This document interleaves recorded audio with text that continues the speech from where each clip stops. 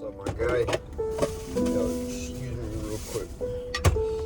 Just got to work, so I'm getting my shit together. But I just wanted to make a quick video, so check it out. I want to introduce to you the idea of the importance of having an enemy. Now, this is something that I was just listening to. I don't know if you know who he is, but it's this guy. His name is Patrick Bet David, and he released a book called Choose Your Enemies Wisely, right? And here's the basic premise, something that I feel like I already was using without putting a label on, but something that definitely gives you a certain level of drive and introduces you to a different side of your character than what you may have seen so far. So, choosing an enemy, having an enemy, and then using an enemy. Most times we tend to look at enemies and say that, oh, if I have an enemy, then it's a form of hate, and therefore, I shouldn't hate anybody. I shouldn't carry anger in my heart or this, that, the fourth. But choosing enemies is actually very important. When you look at some of the highest level performers, when you look at some of the most wealthy men in the world, they all had enemies.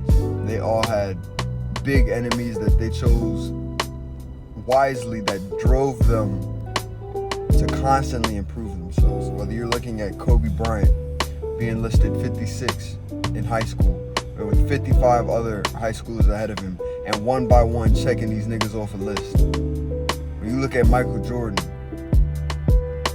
who saw himself as the number one basketball player, and he went third in the NBA draft. When you see people like Elon Musk, who's taking on full-on industries, whether it's NASA, whether it's fucking social media, fucking traditionalism, whatever it is, he has enemies. Sam Walton with Walmart had enemies. Some of the greatest fucking competitors, greatest names that we know, all had enemies that they used in order to bring out a different side of their character, right? So one of the ideas that he talked about was the difference between a competitor and an enemy, right? So you look at the NBA, for example. You have the guy who goes to the NBA, he works throughout high school real hard, works throughout college real hard, gets to the NBA, plays for about 1 to 2 years, and then the rest of his career is spent overseas, right? That's a player. He's a basketball player. Then you have competitors. A competitor is somebody who works their ass off in high school, he works his ass off in fucking college, he works his ass off once he gets to the NBA, but he's average. He'll typically be 6 man, he might ride the bench. He stays out the way, you don't hear too much about him, but he has a long-lasting 11, 12, 13-year career. That's a competitor. And then you have the psycho competitors, the people who have enemies. Kobe Bryant, Michael Jordan, LeBron James. They create enemies in their mind, whether it's themselves, whether it's somebody outside of them. It could be a coach that didn't believe in them. It could be people who didn't believe in them. They create an enemy that pushes them harder. I'm gonna prove this person wrong. And I feel like this is something that we can implement in our lives. Who is your enemy? Now, it doesn't necessarily have to be someone that you go out your way to hate. But I use people as my enemies that don't even know me. It could be somebody on the internet that I came across. And I see their videos talk about some of the same things as mine. And I study them. What are they doing in their videos? How are they structuring their videos? How can I be better than this person? How can I grow more this month than that person? What can I do to beat that person? It could be someone I see on Instagram. What is this person doing? How can I do better than him? What can I do to make better content than him? You see, I use enemies to push me towards improving my quality, my content, improving my personality, improving my person, my ability to speak, my influence, right? For you, it might be a career field. Maybe you're getting into nursing or engineering or being a doctor. Who in your class is doing real good right now? What can you do on your off time that puts you ahead of them? Now, everybody doesn't want to be number one. I get it. If you want to be a player, be a player. If you want to be a competitor, be a competitor. If you want to be somebody watching on the bleachers, then go do that. This ain't the video for you. But if you want to be the fucking top of the top, you want to set the standard for what it means to be whatever that you choose to be.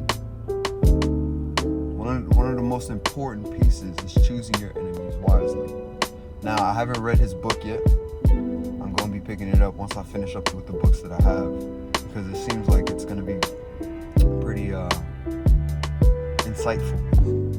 But just that concept is something that I've already been using. I think I've heard it before on other podcasts and this, that, and the fourth. When you really listen to some of the top level thinkers, they all kind of create these enemies.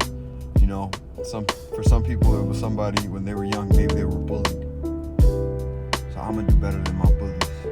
Or maybe they had teachers that didn't believe in them. Like when you listen to rappers, they'll say, oh, you know, my teachers ain't believing me. They said I wasn't gonna be shit. And look at them now. You know what I'm saying? Type shit. Like when you have somebody that you're gonna prove wrong, I think he broke it down like there's 3 key components to a super successful person. It's somebody in their life that gave them unconditional love, whether that's a parent or a person, a friend, somebody who loved them even when they made mistakes, who gave them that level of love. Somebody who they loved but could never receive love back from, or somebody they loved that ended up hurting them. So a lot of times for like men, you'll see they tend to make the most improvement after a broken heart, or you know, maybe the person that they loved, they broke up with, shit like that. You know, that character arc story that tends to happen. So a person that they love that hurt them, and then finally an enemy that pushes them to be better. So I just wanted to leave that concept with you. Maybe ponder on that. You can sit, journal about it, see maybe where you can see certain enemies in your life. It doesn't have to be somebody that you go out your way to show hate to. It doesn't have to be somebody that you fucking are butting heads with. They might not even know that you view them as an enemy. But as long as you know that you can use them as fuel to your fire to push you, and you don't take it and allow it to bring you back. Because here's the thing. You can choose the wrong enemy. You can choose an enemy that makes you do worse. Oh, I don't like this person. I don't like the way they carry themselves. I don't like that. You can choose an enemy that type of hate will bring you into a lower quality of work, a lower quality person. But when you choose an enemy that you can use to push you further, that's when you can succeed, right? So look in your life. Where can you find an enemy? You know, like I said, it could be someone in your class. It could be someone in your family that's working hard, and you know you want to work harder than them. It could be some random person on the internet that you don't know. They don't know you. It could be someone from your high school. It could be anything, so long as you're using it to push you. That's it for today. I hope you enjoyed the video. Make sure you guys hit the subscription. If you have any comments, leave that down below, and I hope you stick around.